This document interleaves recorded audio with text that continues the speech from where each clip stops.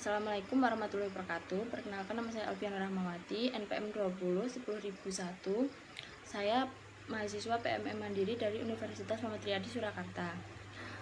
Video ini dibuat dalam rangka menjawab soal PTS Hukum Lingkungan tentang perubahan Undang-Undang Nomor 32 Tahun 2009 tentang perlindungan dan pengelolaan lingkungan hidup dan Undang-Undang Nomor 11 tentang Cipta Kerja.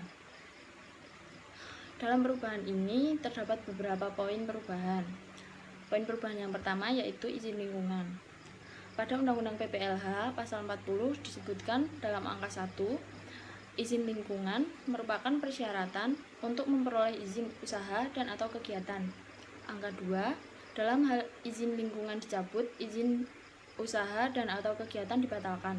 Angka 3, dalam hal usaha dan atau kegiatan mengalami perubahan, penanggung jawab usaha dan atau kegiatan wajib memperbaharui izin lingkungan.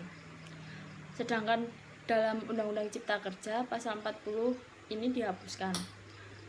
Poin perubahan yang kedua yaitu pelibatan penyusunan AMDAL pada Undang-Undang Cipta Kerja. Penyusunan dokumen AMDAL hanya melibatkan masyarakat yang terdampak.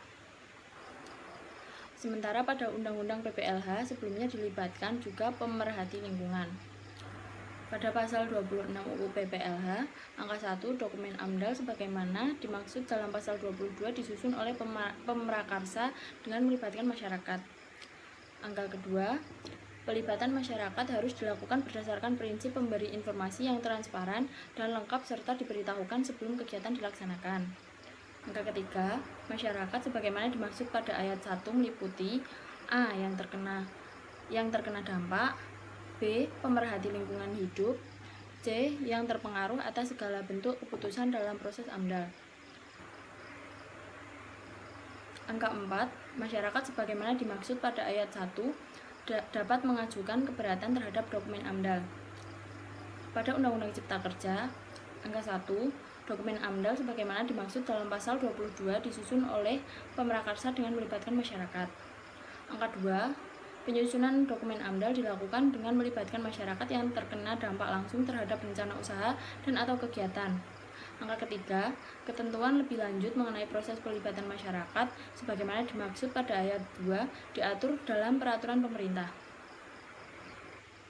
Perubahan yang ketiga, tanggung jawab limbah B3 pada pasal 88 Undang-Undang Cipta Kerja diharuskan bagian bertanggung jawab mutlak atas kerugian terjadi tanpa pembuktian unsur kesalahan. Pasal 88 Undang-Undang PPLH, setiap orang yang tindakannya, usahanya, dan atau kegiatannya menggunakan B3 menghasilkan dan atau mengelola limbah B3 dan atau yang menimbulkan ancaman serius terhadap lingkungan hidup bertanggung jawab mutlak atas kerugian yang terjadi tanpa perlu pembuktian unsur kesalahan. Undang-Undang Cipta Kerja pasal 88, setiap orang yang tindakannya, usahanya, dan atau kegiatannya menggunakan B3 menghasilkan dan atau mengelola limbah B3 dan atau yang menimbulkan ancaman serius terhadap lingkungan hidup bertanggung jawab mutlak atas kerugian yang terjadi dari usaha dan atau kegiatannya. Perubahan keempat, pembekuan atau pencabutan izin. Pasal yang mengatur soal pembekuan dan pencabutan izin lingkungan dihapus di UU Cipta Kerja Omnibus Law. Pasal 79 Undang-Undang PPLH, pengenaan sanksi administratif berupa pembekuan dan pencabutan izin lingkungan sebagaimana dimaksud dalam pasal 76 ayat 2 huruf C dan huruf D dilakukan apabila penanggung jawab usaha dan atau kegiatan tidak melaksanakan paksaan pemerintah. Pasal 79 dihapus di Undang-Undang Cipta Kerja. Perubahan ini dilakukan dalam rangka memberikan kemudahan bagi setiap orang untuk memperoleh persetujuan lingkungan.